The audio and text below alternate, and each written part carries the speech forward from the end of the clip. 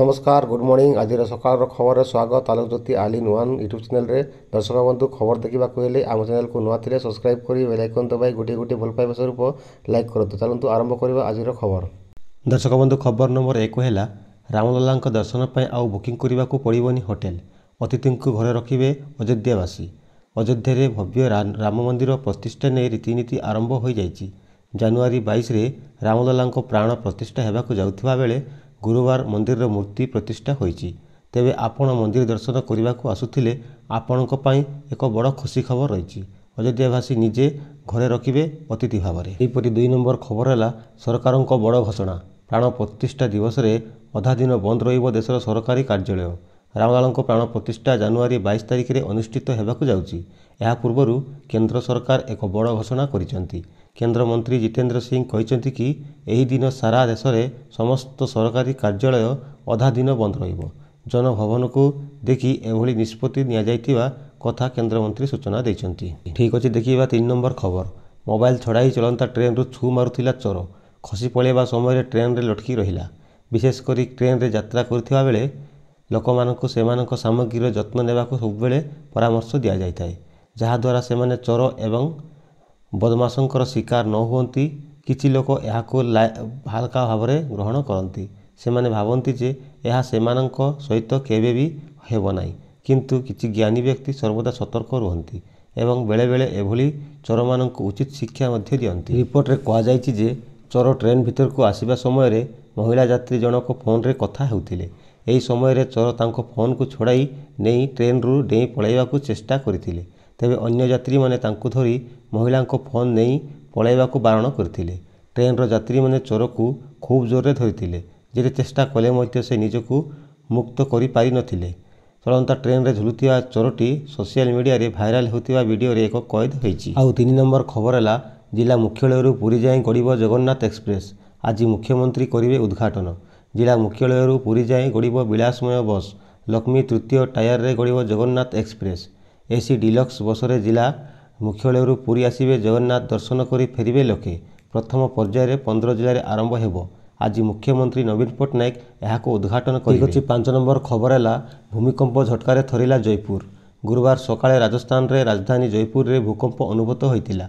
National centre for seismology अनुसार गुरुवार सकाळे राजस्थान रो राजधानी जयपुर संबर अंचल रे एक भूकंप घटी। यह अंचल रे प्राय 5 रु 6 सेकेंड पर्यंत भूकंप अनुभूत होइतिला।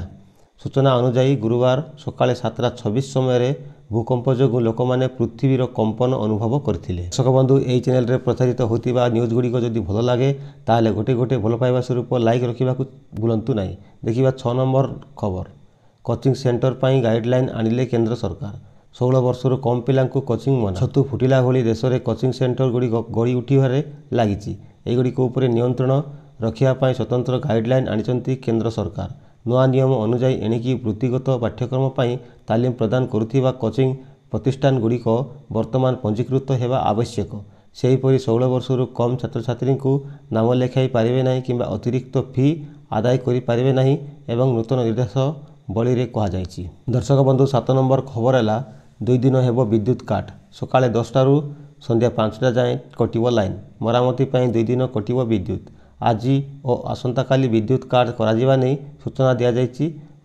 विद्युत सरबराह बंद रहिबो। बेंगलुरु विद्युत जोगाण कंपानी BESCOM तार मरामती कार्य करने को विद्युत काट करा बोली सूचना देछि।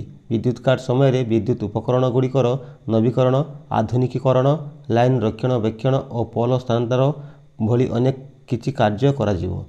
ताहा सहित विद्युत तार मरामती एवं किछि गछ कटा जिवो बोली कहा जायछि। सकाळ 10टा रु संध्या 5टा जाए समस्त कार्य करा जिवो। देखिबा 8 नंबर खबर।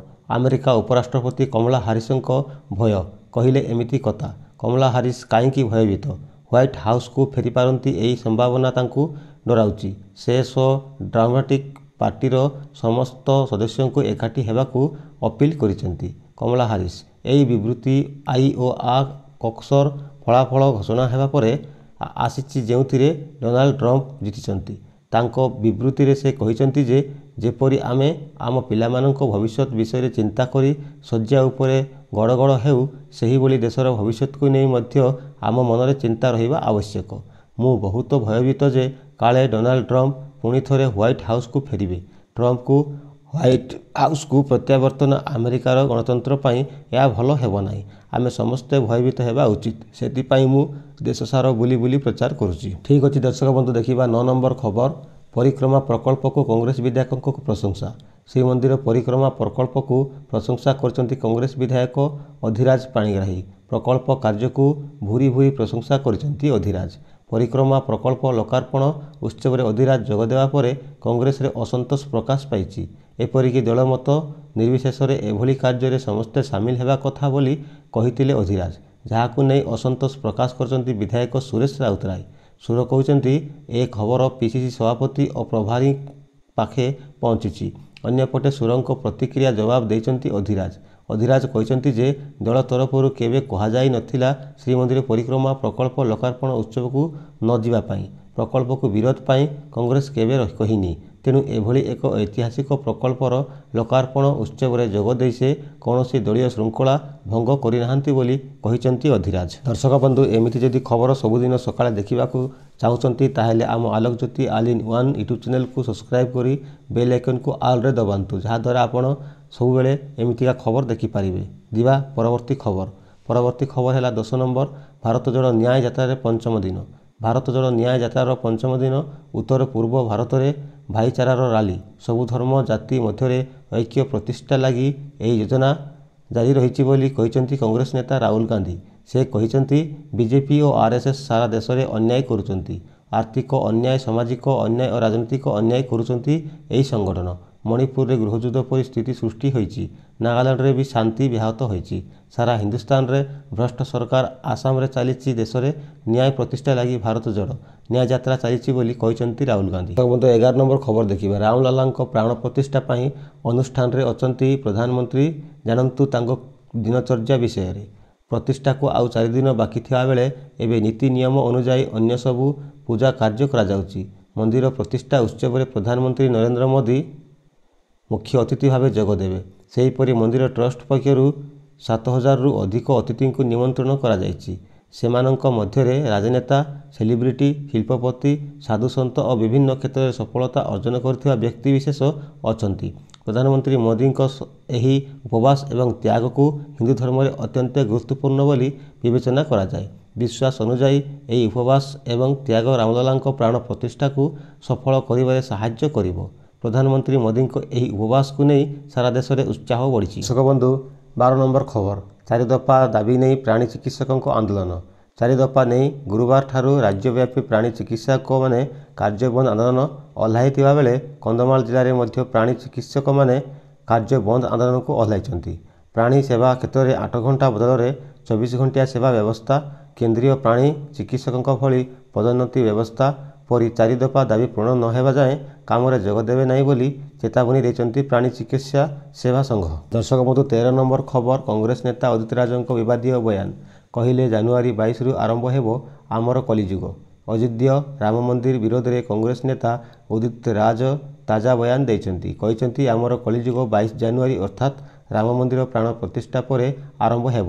ସେ ପ୍ରଶ୍ନ କରିଛନ୍ତି ଯେ 1949ରୁ 1990 ମସିହା ପର୍ଯ୍ୟନ୍ତ ହିନ୍ଦୁ ମହାସଭା, ଆର୍ଏସ୍ଏସ୍ ଓ ଜନସଂଘ କରୁଥିଲେ କ'ଣ? ସେ କହିଛନ୍ତି ଯେ ଯଦି ମଣ୍ଡଳୀ କମିଶନ ହୋଇନଥାନ୍ତା ତେବେ ଆଜି ରାମ ମନ୍ଦିର ହୋଇନଥାନ୍ତା। ଆମ କଳିଯୁଗ ଜାନୁଆରୀ 22 ପରେ ଆରମ୍ଭ ହେବ। ସବୁ ଜାତିବାଦୀ ଓ ସଂରକ୍ଷଣ ବିରୋଧୀ ରାମ ମନ୍ଦିରକୁ ଯିବା ଦଳିତ ଓ ପଛୁଆ ବର୍ଗଙ୍କ କଳିଯୁଗ ଏବେଠୁ ଆରମ୍ଭ ହେବ ବୋଲି ସେ କହିଛନ୍ତି। ସେ କହିଛନ୍ତି ଯେ ରାମ ମନ୍ଦିରର ପ୍ରତିଷ୍ଠା ପ୍ରାଣ ପରେ ଦେଶରେ ଶାସନ ଧର୍ମଶାସ୍ତ୍ର ଅନୁସାରେ ପରିଚାଳିତ ହେବ। ଯେବେ ଶାସନ ଶାସ୍ତ୍ର ମୋଦିତ ରାସ୍ତାରେ ଚାଲିବାକୁ ଲାଗିବ ସେତେବେଳେ ଦଳିତ ସବର୍ଣ୍ଣ ଭେଦଭାବ ବଢ଼ିବାକୁ ଲାଗିବ ବୋଲି ଉଦିତ ରାଜ କହିଛନ୍ତି। ଆଉ 14 ନମ୍ବର ଖବର। ଏନ୍ପିଏସ୍ସି ଉପରେ ସରକାରଙ୍କ ବଡ଼ ନିଷ୍ପତ୍ତି। ଫେବୃଆରୀ 1ରୁ ବଦଳିବ ଟଙ୍କା ଉଠାଇବା ନିୟମ। ପେନ୍ସନ୍ ପାଣ୍ଠି ସଂସ୍ଥା ପିଏଫ୍ଆର୍ଡିଏ ପେନ୍ସନ୍ ପାଣ୍ଠି ନିୟାମକ ଏବଂ ବିକାଶ ପ୍ରାଧିକରଣ ଏକ ନୂତନ ନିୟମ ଜାରି କରିଛି, ଯାହା ଜାତୀୟ ପେନ୍ସନ୍ ସିଷ୍ଟମ ଏନ୍ପିଏସ୍ ଅଧୀନରେ ପେନ୍ସନ୍ ପ୍ରତ୍ୟାହାର ପାଇଁ ବ୍ୟବସ୍ଥା ରହିଛି। ଏହି ନିୟମ ଫେବୃଆରୀ 1 ତାରିଖରୁ କାର୍ଯ୍ୟକାରୀ ହେବ। ସରକାରଙ୍କ ଦ୍ୱାରା ଲାଗୁ କରାଯାଇଥିବା ନୂତନ ନିୟମ ଅନୁଯାୟୀ ଏନ୍ପିଏସ୍ରେ ନିବେଶ କରୁଥିବା ନିବେଶକମାନଙ୍କ ନିଯୁକ୍ତିଦାତାଙ୍କ ଯୋଗଦାନକୁ ବାଦ୍ ଦେଇ ସେମାନଙ୍କର ବ୍ୟକ୍ତିଗତ ପେନ୍ସନ୍ ଆକାଉଣ୍ଟରେ ସେମାନଙ୍କର 25%ରୁ ଅଧିକ ଯୋଗଦାନ ପ୍ରତ୍ୟାହାର କରିବାକୁ ଦିଆଯିବ ନାହିଁ। ଏବେ ଦେଖିବା ଶେଷ ଖବର ଅର୍ଥାତ୍ 15 ନମ୍ବର ଖବର। ସୁପର ଓଭରରେ ଭାରତର ସୁପର ବିଜୟ, କ୍ଲିନ୍ ସ୍ୱିପ୍ କଲା ସିରିଜ୍। 2-2 ଥର ସୁପର ଓଭର ଆଉ ଶେଷରେ ବିଜୟ ହାସଲ କଲା ଭାରତ। ସିରିଜକୁ 3-0ରେ କଲା କ୍ଲିନ୍ ସ୍ୱିପ୍। ବୁଧବାର ବେଙ୍ଗାଲୁରୁ ଖେଳାଯାଇଥିବା ରୋମାଞ୍ଚକର ମ୍ୟାଚ୍ରେ ଆଫଗାନିସ୍ତାନକୁ ପରାସ୍ତ କରି ସିରିଜକୁ 3-0ରେ କ୍ଲିନ୍ ସ୍ୱିପ୍ କରିଛି ଭାରତ। ମ୍ୟାଚ୍ ଟାଇ ହେବାରୁ ସୁପର ଓଭର ଖେଳାଯାଇଥିଲା, ଯେଉଁଥିରେ ଆଫଗାନିସ୍ତାନ ପ୍ରଥମେ ବ୍ୟାଟିଂ କରି 16 ରନ୍ ସଂଗ୍ରହ କରିଥିଲା। ଜବାବରେ ଭାରତ ବି ଗୋଟିଏ ୱିକେଟ୍ ହରାଇ 16 ରନ୍ କରିଥିଲା। ଫଳରେ ଦ୍ୱିତୀୟ ଥର ଲାଗି ସୁପର ଓଭର ଖେଳାଯାଇଥିଲା। ଦର୍ଶକ ବନ୍ଧୁ, ଆଜି ପାଇଁ ଖବର ଏତିକି। ଯଦି ଭିଡ଼ିଓଟି ଭଲ ଲାଗିଥାଏ ତାହେଲେ ଗୋଟିଏ ଲାଇକ୍ କରି ଚ୍ୟାନେଲରେ ନୂଆ ଥିଲେ ସବସ୍କ୍ରାଇବ୍ କରିବାକୁ ଭୁଲନ୍ତୁ ନାହିଁ। ପୁଣି ଦେଖା ହେବ ଆଗାମୀ ଦିନରେ। ଜୟ ହିନ୍ଦ, ନମସ୍କାର।